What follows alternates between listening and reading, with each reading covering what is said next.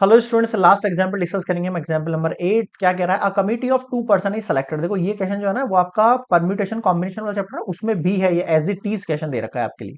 ठीक है, वैसे कई लोगों ने वहां पे कर लिया होगा, तो हम उसी तरीके से करेंगे। यहाँ पे कॉम्बिनेशन यूज करेंगे। तो मैं पहले आपको कॉम्बिनेशन का फॉर्मूला बता देता हूँ। एन सी आर होता है हमारे पास, तो N factorial divide by N minus R factorial and R factorial use करेंगे। परम्यूटेशन कॉम्बिनेशन पढ़ रखा है आपने, तो ये लगाएंगे अपने यहाँ पर, है ना। कमिटी है उसमें 2 पर्सन सेलेक्ट करना है फ्रॉम 2 मैन एंड 2 women। तो टोटल जो आपके पास पर्सन होंगे वो कितने हो जाएंगे? 2 तो हो जाएंगे मैन, 2 हो जाएंगे वीमेन, यानी टोटल 4 पर्सन हो गए जिनमें से हमें यूज लेना है ना। तो what is the probability that the committee will have no man? अब एक केस देखो, नो मैन। ऐसा कुछ करो, ऐसी प्रोबेबिलिटी निकालो जहां पे आप कमिटी के अंदर से मैन आए ही ना। अब ध्यान रखना, उसमें कॉमन सेंस की बात है। इसने बोल दिया मैन नहीं है, लेकिन इसने पहले बोला था कि ये फिक्स है, 2 बंदे तो सेलेक्ट करने ही है आपको। इन 4 में से 2 तो सेलेक्ट करने ही है। अब वो 2 कौन होंगे? ऑब्वियसली बात है, वो विमेन में से चूज होंगे। यानी टोटल कॉम्बिनेशन कैसे लगाते हैं हम? टोटल विमेन कितनी है? 2। उसमें से कितनी विमेन चूज करनी है? 2 चूज करनी है। कॉम्बिनेशन का मतलब क्या होता है भाई? पहली विमेन आएगी, फिर दूसरी आएगी, फिर दूसरी विमेन आएगी, फिर पहली विमेन आएगी। ऐसे तो करता है कॉम्बिनेशन का मतलब। तो ये बात फॉर्मूले से कर लिया। नीचे क्या आएगा? टोटल। टोटल कितने हैं? टोटल 4 बंदे हैं, उन्हीं में से 2 बंदे चूज कर लिए, तो ये नीचे होता है टोटल। ये कॉम्बिनेशन का तरीका होता है। कॉम्बिनेशन वाला चैप्टर पढ़ लेना, अगर नहीं पढ़ा है तो उसमें सब कुछ बहुत डिटेल से सिखाया है ये।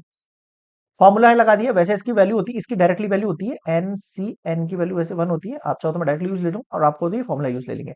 देखो यहाँ पे 2 फैक्टोरियल अपॉन 2 - 2 यानी 0 फैक्टोरियल, और फिर 2 फैक्टोरियल डिवाइड 4 फैक्टोरियल, 4 - 2 2 फैक्टोरियल, और फिर 2 फैक्टोरियल। ठीक है, आपको क्लियरली दिख रहा होगा। 2 फैक्टोरियल से 2 फैक्टोरियल तो कैंसिल आउट होना है।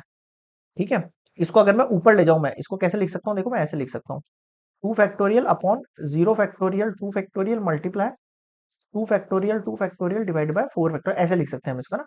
तो देखो यहाँ पे 2 से 2 तो चला गया। ठीक है, 0 फैक्टोरियल का मतलब होता है 1।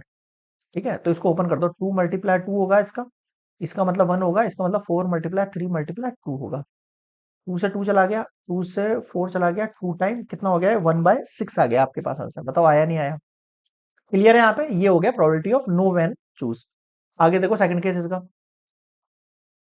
अब ये बोल रहा है 1 मैन। प्रोबेबिलिटी बनाओ कि 1 मैन चूज हो जाए कुछ भी करके। तो भाई ये तो कंफर्म है कि हमें 2 बंदे सेलेक्ट करने हैं, है ना? ये तो कंफर्म है कि 2 बंदे सेलेक्ट करने हैं हमें। अब ऐसा हो सकता है इसके अंदर कि हमें जो 2 बंदे सेलेक्ट करने हैं उसके अंदर प्रोबेबिलिटी कैसे बनेगी? ऑब्वियसली बात है, मैंने पहला बंदा निकाला, वो मान लो मैन निकल गया। ठीक है, अब जब मैं दूसरा बंदा निकालूंगा तो फिक्स होगा वो विमेन ही होगी। यानी कि एक चीज कंफर्म होगी, जब मैं 1 मैन की बात कर रहा हूं तो मुझे 2 पर्सन सेलेक्ट करने के लिए मेरे पास कंपलसरी है, तो उन 2 पर्सन में से एक मैन होगा और एक विमेन होगा। तो फर्स्ट हम कॉम्बिनेशन बनाएंगे 1 मैन का फ्रॉम 2 मैन, एंड फिर हम कॉम्बिनेशन बनाएंगे 1 विमेन का फ्रॉम 2 विमेन, और टोटल आपके पास 4 बंदे हैं, उनमें से आपको 2 सेलेक्ट करना, ये उसकी प्रोबेबिलिटी रहती है। अब आप यहाँ पे फिर से वो फॉर्मूला लगा दो, 2 फैक्टोरियल डिवाइड बाय 2 - 1 1 फैक्टोरियल, और फिर 1 फैक्टोरियल मल्टीप्लाई फिर 2 factorial upon 1 factorial 1 factorial divide by आ जाओ 4 factorial upon 2 factorial and 2 factorial. ठीक है, इसको आप रिवर्स करके लिख दो। लाइक ओपन कर रहा हूँ मैं, 1 फैक्टोरियल का मतलब 1 होता है, 1 फैक्टोरियल मतलब 1 होता है, तो मैं हटा रहा हूँ ये, है ना। 2 × 2 अपॉन 1 लिख रहा हूँ ओनली। ये दोनों ऊपर जाएंगे तो 2 × 2, नीचे आएगा 4 फैक्टर। 4 का मतलब होता है 4 × 3 × 2। ठीक है, 2 × 2 = 4, 4 से कट कैंसिल आउट हो गया, 2 से 2 कैंसिल आउट हो गया, कितना बचा आपके पास? फाइनली 2/3 प्रोबेबिलिटी बची है आपके पास। समझ में आया? आगे बढ़ू, ठीक है। नेक्स्ट देखो, अभी बोल रहा है प्रोबेबिलिटी निकालो 2 मैन की। क्या प्रोबेबिलिटी निकालो? 2 मैन की प्रोबेबिलिटी निकालो। अब इसने फिक्स बोल दिया है कि आपको 2 ही बंदे सेलेक्ट करने हैं, और 2 बंदे किस में सेलेक्ट होंगे? ऑब्वियस बात है 2 बंदों में सेलेक्ट होंगे भाई। 2 मैन में से 2 मैन सेलेक्ट होंगे, है कि नहीं? नीचे वही टोटल आपके पास आ जाएगा, तो वही इसका वैल्यू सीधे 1 होता है। मैं सीधे 1 लिख देता हूँ, वैसे मैंने आगे सॉल्व करा दिया फर्स्ट वाले केस में, ये वाला वैल्यू है, तो ये 1 ही रहेगा। अब इससे आप कंफ्यूज होते हो ना विमेन वाले में।